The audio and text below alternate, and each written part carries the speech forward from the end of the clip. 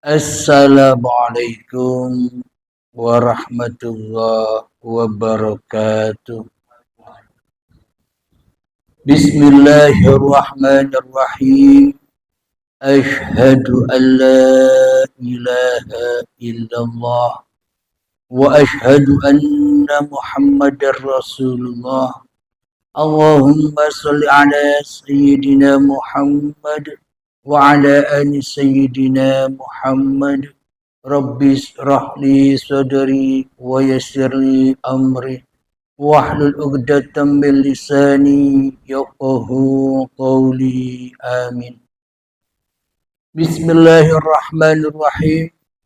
Salam hormatku, salam ta'zimku selalu buat para sahabat-sahabatku tercinta, baik yang ada di dalam ataupun yang ada di luar negeri, baik yang hadir di dalam rutinan pengajian Sabtu malam Ahad ini. Semoga kita semua senantiasa selalu di dalam limpahan rahmat dan hidayah Allah Subhanahu wa ta'ala. Amin ya rabbal alamin. Sebelum kita mulai, marilah kita kemahkan di dalam nyawa, di dalam jiwa, di dalam hati, di dalam roh, dan di dalam kehidupan ini dengan kalimah thayyibah. Subhanallah walhamdulillah wa la ilaha illallah wallahu akbar wa la hawla wa la quwwata illa billahil aliyyil azim. Sadaqallahul azim. Kajian kali ini judulnya sangat ekstrim, yang mana dengan judul ini pasti seluruh umat manusia membantah. Apakah judulnya? Judulnya adalah Sang Pencipta sama dengan yang dicipta. Sang Pencipta serupa dengan yang dicipta. Apa maknanya? Jadi bagi manusia selama ini tak akan pernah percaya, tak akan pernah mengimani bahwa Sang Pencipta itu sama dengan yang dicipta, serupa dengan yang dicipta. Kenapa? Karena manusia selama ini tidak percaya dan tidak mengimani bahwa Sang Pencipta itu serupa dengan yang dicipta, karena manusianya masing-masing masih jadi Tuhan di dalam hatinya. Maka tak akan percaya bahwa Sang Pencipta sama dengan yang dicipta. Banyak orang yang membantah, apakah mungkin yang mencipta sama dengan yang dicipta? Contoh, saya membuat kue. Apakah sama bentuknya saya dengan kue? Yang dimaksud sama di sini bukan sama bentuk wujudnya, akan tetapi yang dimaksud di sini sama dengan kudrat dan irodahnya. Coba kita hayati.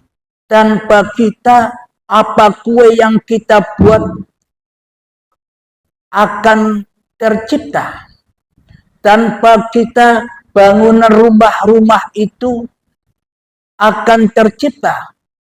Seumpama saya tukang bangunan, tanpa saya, apakah mungkin bangunan-bangunan itu akan berdiri megah? Jadi maknanya serupa itu bukan bangunan yang kita ciptakan serupa dengan wujud kita. Bukan wujud bangunan itu serupa dengan wujud kita. Maknanya Serupanya bangunan itu karena kita yang menciptakan. Jadi bukan serupa wujudnya, wujud syariatnya, akan tetapi serupa wujud hakikat makrifatnya. Kenapa? Tanpa syariatullah maka tak akan ada bangunan-bangunan itu. Jadi bangunan-bangunan itu ada ciptaan-ciptaan yang kita ciptakan, duduk, berdiri, berjalan, bekerja, membuat apa saja, melakukan apa saja. Bila tanpa Allah, bila tanpa hidup, apakah semua syariat-syariat itu ada? Jadi yang dimaksud sama di sini sama-sama syariatullah, syariatnya hidup. Memang sulit diterima oleh akal manusia yang belum beriman. Bagi manusia-manusia yang belum beriman, sulit menerima ini. Sang pencipta sama dengan yang dicipta. Marilah kita hayati seumpama saya sedang menciptakan apapun yang saya ciptakan, membuat kue, membuat motor, mobil, dan sebagainya. Tanpa hidup, maka nama-nama ciptaan itu takkan pernah ada. Maka dengan hiduplah, dengan Tuhanlah, nama-nama yang diciptakan itu ada. Selagi wujud-wujud yang diciptakan, diri manusia saya ini masih ada, saya tidak akan percaya bila Tuhan itu ada.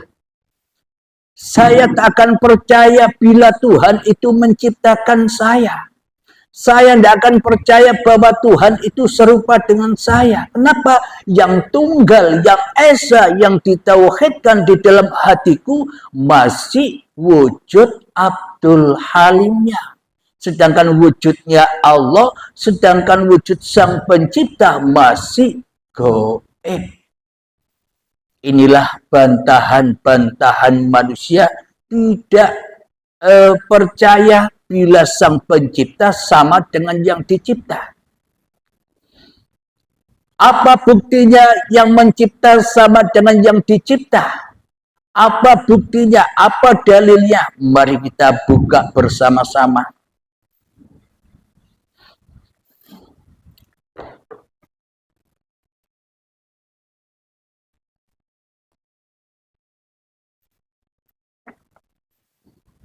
Mari kita buka di dalam surat Al-Anfal, surat Al-An'am, mohon maaf. Ayat yang ke-79. A'udzu billahi minasyaitonir rajim. Bismillahirrahmanirrahim.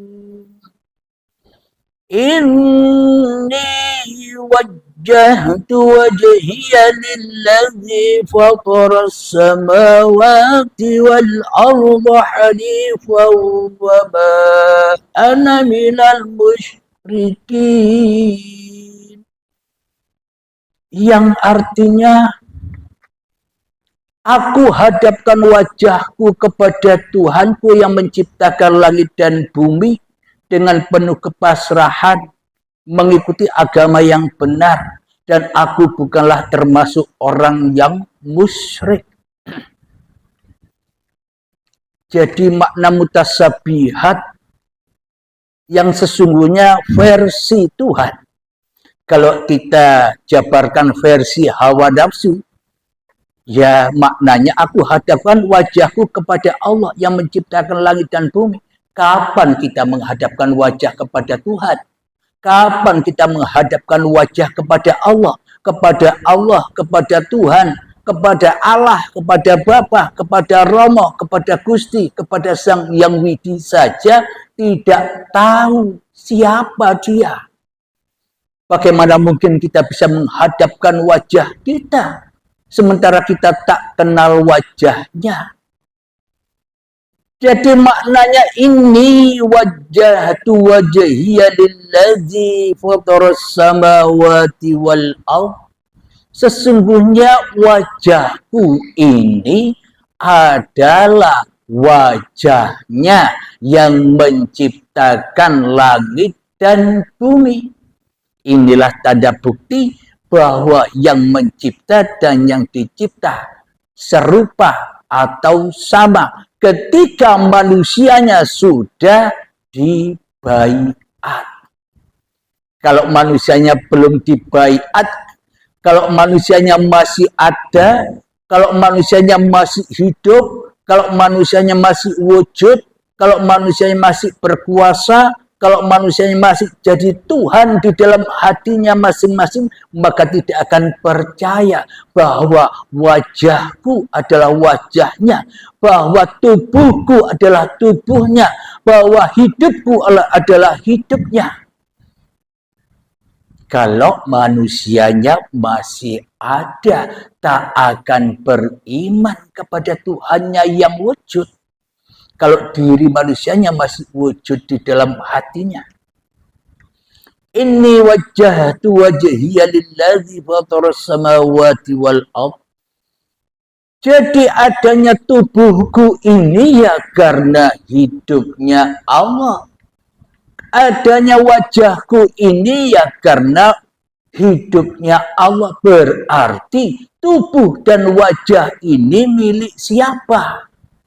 Inilah yang dimaksud pencipta dan yang dicipta serupa dan sama bagi orang-orang yang sudah kembali kepada hakikat jati diri manusianya.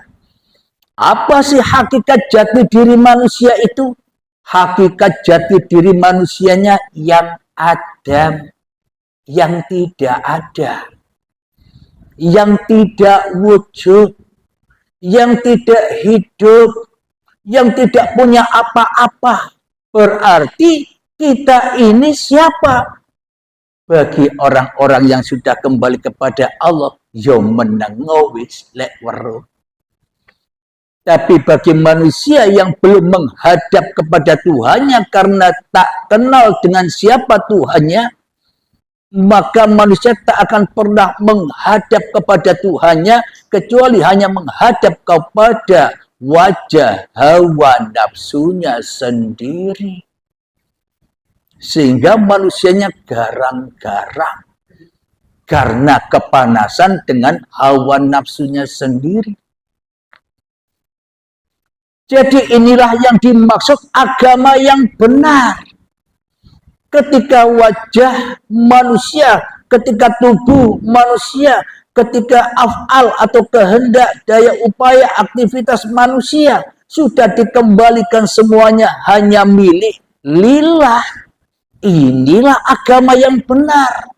Inilah agama yang lurus. Dan ini agama yang tidak musyrik dan tidak mensekutukan Tuhan dengan diri kita di hati kita. Ini agama yang benar itu.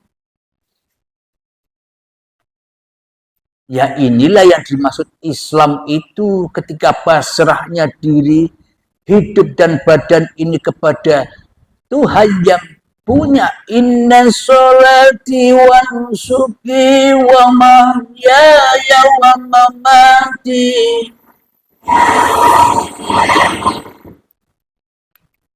lillahi rabbil alamin. Sesungguhnya sholatku, ibadahku, hidup dan matiku hanyalah milik Tuhan alam semesta. Jadi manusia hakikatnya ya tak punya apa-apa, tak punya siapa-siapa. Inilah hakikat jati diri manusia itu. Bila manusia sudah kembali kepada hakikat jati dirinya, maka faqad arafa rabbahu, maka ia akan mengenal Tuhannya. Oh iya, ternyata wajahku inilah tanda bukti wajahullah. ketika manusianya sudah tak mampu apa-apa, ketika manusianya sudah la haula wala quwata illa billahil aliyil azim.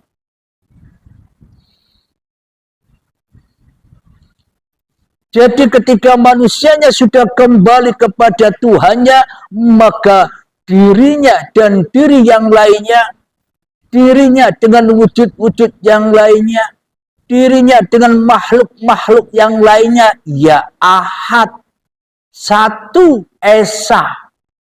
Inilah yang dimaksud agama tauhid, agama yang lurus, agama yang benar. Mari kita buka juga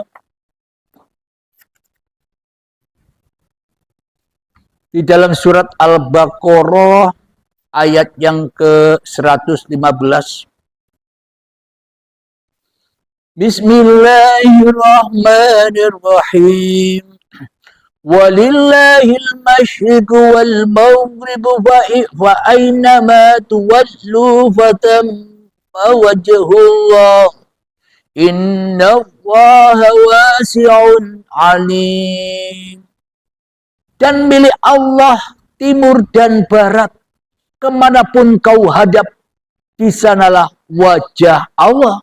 Sungguh Allah maha luas, maha mengetahui. Inilah buktinya bahwa wajahku, wajah alam semesta ini adalah wajah Allah.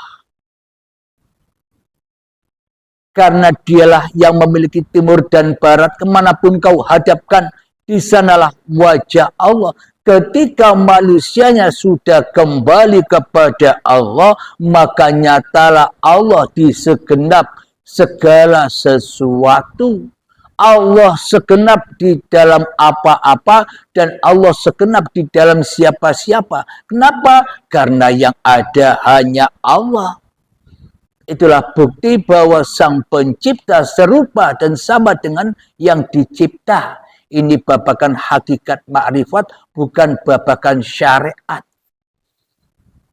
Jadi maknanya bila manusianya sudah mengembalikan hidup, bahwa hidup ini bukan hidup manusianya. Bila manusianya mengembalikan badan, bahwa badan ini bukan badan manusianya, inilah kenyataan dohir batinnya Allah ketika manusianya belum, atau ketika manusianya sudah tidak merasa mengaku-ngakui lagi bahwa hidup dan badan ini miliknya.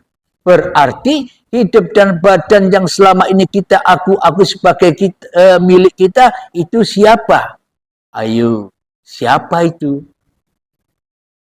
Itulah wajahullah itu. Berarti yang mencipta dan yang dicipta sama apa tidak? Ketika yang diciptakan tetap kembali kepada jati dirinya, yakni makhluk. Jangan jadi pencipta. Ketika manusianya sudah kembali kepada makhluk, jangan jadi pencipta, maka yang ada Sang Khalik, yang ada yang menciptakan. Apa buktinya semua ini? Kalau kita buktikan semua inilah imannya para nabi dan para rasul. Inilah agamanya para nabi dan para rasul. Apa buktinya? Mari kita buka surat Al-Anfal ayat yang ke-17. Bismillahirrahmanirrahim. Falam taqtuluhum walakinna Allaha qatalahum wa ma ramaita idh ramaita walakinna Allaha rama wa liyubliyal mu'minina minhu bala'an hasana inna Allaha sami'un alim. Yang artinya, maka sebenarnya bukan kamu yang membunuh mereka, melainkan Allah yang membunuh mereka. Dan bukan engkau yang melempar ketika engkau melempar, tetapi Allah lah yang melempar. Allah berbuat demikian itu untuk membinasakan mereka dan untuk memberi kemenangan kepada orang-orang mukmin dengan kemenangan yang baik. Sungguh Allah Maha mendengar, Maha melihat. Sadaqallahul Azim. Inilah imannya para nabi dan imannya para rasul, yang mana di dalam hati para nabi, yang mana di dalam hati para rasul sudah jadi makhluk, sudah jadi makhluk yang sejati, makhluk yang sebenar-benarnya makhluk. Akan tetapi selama ini kan kita kan atau seakan-akan kita makhluk. Padahal di dalam diri kita, kita bukan makhluk. Kita adalah Tuhan yang merasa jadi Tuhannya hidup dan badan ini. Apapun yang kita kerjakan seolah-olah terjadi semua ini dengan kuasa kita. Kita bisa duduk seolah-olah kita yang berkuasa untuk duduk. Kita berdiri seolah-olah kita yang berkuasa untuk berdiri. Ketika kita berkata seolah-olah kita yang merasa berkata. Ketika kita berpikir seolah-olah kita yang berpikir. Ketika kita sholat seolah-olah kita yang bisa sholat. Ketika kita bekerja seolah-olah kita yang bisa bekerja. Ketika datang kekayaan seolah-olah kita yang kaya. Inilah yang dimaksud kita selama ini menjadi Tuhan. Karena kita belum ketemu dengan hakikat jati diri kemakhlukan kita. Kita hanya bilang, aku makhluknya Allah. Allah yang mana? Allah yang Anda gaibkan. Allah yang mana? Allah yang Anda bunuh kehidupannya. Allah yang mana? Allah yang Anda syirikkan. Dohir batinnya menjadi dohir batin Anda. Inilah kita sendiri, saya sendiri selama ini. Seolah-olah saya bilang di dalam hati saya, aku makhluknya Tuhan. Tapi hakikatnya, tapi perilaku diri saya sendiri di dalam hati saya, aku merasa berkuasa atas kehidupanku, atas semua lakuku, atas semua usahaku, atas semua daya upayaku. Jadi selama ini kita mengaku sebagai makhluk, tapi prakteknya di dalam hati kita, kita selama ini jadi khalik. Kenapa? Karena kita tidak menghadapkan wajah kita kepada Tuhan. Kenapa? Karena kita belum kenal Tuhan. Tapi kalau kita sudah mengenal siapakah Tuhan, maka mudah kita menghadapkannya. Maka tiada perbedaan lagi antara kholik dan makhluk. Kenapa? Karena semuanya diliputi oleh sang kholik itu sendiri. Ketika sang makhluk sudah benar-benar menempuh agama yang lurus. Apa agama yang lurus itu? La tusyrik billah. Jangan mensekutukan Tuhan di dalam hatimu dengan siapa? Dengan dirimu sendiri. Jadi bagaimanakah contohnya orang-orang yang tidak mensekutukan Tuhan? Contoh orang yang tidak mensekutukan Tuhan, ya contohnya para nabi dan rasul. Muhammad, bukan kamu yang melempar, tapi aku yang melempar. Inilah contoh. Contoh di dalam beragama dan bertuhan versinya para nabi dan para rasul. Ketika di dalam hati para nabi dan para rasul tiada dirinya lagi kecuali Tuhannya, karena ia sudah menghadapkan wajahnya kepada wajah Tuhannya. Alhamdulillahirabbil alamin. Semoga saya khususnya dan semoga kita semua memahami dengan tema judul yang sangat tabu ini. Karena seluruh manusia pasti menolak kalau sang pencipta sama dengan yang dicipta. Kenapa? Karena manusia masih mengenal kewujudan dirinya dan mengenal kewujudan yang lain dirinya. Ketika saya membuat kopi, apakah saya sama dengan kopi? Itu masih akal pikir manusianya.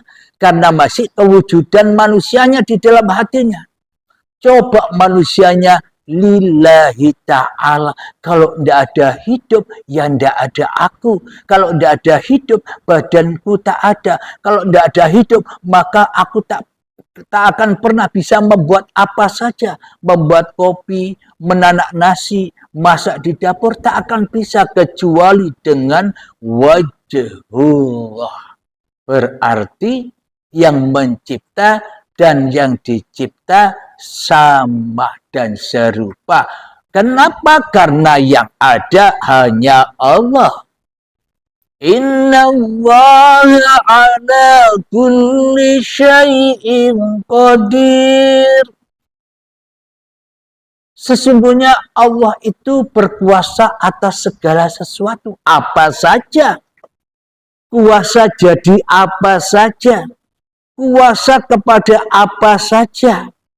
Yang membuat kopi siapa? Yang menanak nasi siapa? Yang bisa bekerja siapa? Yang bisa membuat bangunan-bangunan yang tinggi siapa? Yang bisa mencipta pesawat terbang siapa? Yang bisa menciptakan mobil siapa? Kalau tak ada wajhullah, maka wajah-wajah, wujud-wujud makhluk itu takkan pernah ada. Karena semuanya berawal dari sinarnya Allah itu sendiri. Kudrat irodatnya Allah sendiri. Inilah yang dimaksud nurullah. Cahaya Tuhan. Bukan cahaya-cahaya seperti lampu ini. Cahaya Tuhan itu saya logikakan begini. Ketika saya membuat kopi, inilah cahaya Abdul Halimnya. Kenapa? Karena bisa mewujudkan atau bisa membuat kopi. Nah, begitu maknanya cahaya itu bukan cahaya-cahaya seperti cahaya. Cahaya itu meliputi wujud-wujud yang ada ini. Ketika wujud kita masih ada, seolah-olah wujud-wujud yang di luar itu tercipta dengan sendirinya.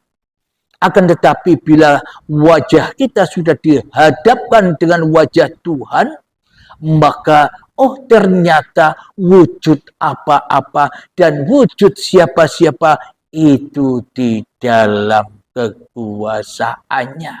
Inilah yang dimaksud pencipta sama dengan yang dicipta itu. Semoga saya khususnya bisa memahami dan Anda serta sahabat-sahabat dimanapun Anda berada, baik yang ada di dalam ataupun yang di luar negeri, semoga kita dipahamkan oleh Allah Subhanahu wa Ta'ala. Amin ya Rabbal Alamin.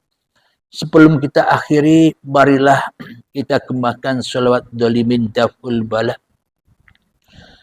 Allahumma salli ala Sayyidina Muhammad وأزغي للظالمين بظالمين اللهم صل على سيدنا محمد وأزغي ظالمين بظالمين وأخرجنا من بينهم سالمين وعلى آله وصحبه أجمعين. Bismillahirrahmanirrahim.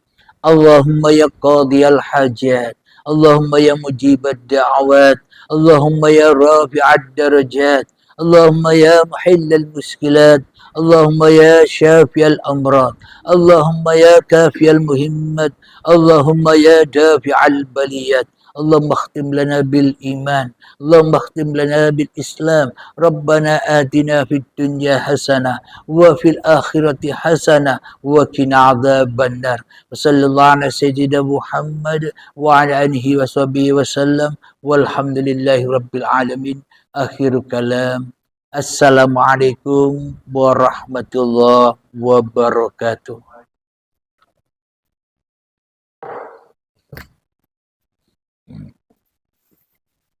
Baru percaya sekarang. Pencipta sama dengan yang dicipta.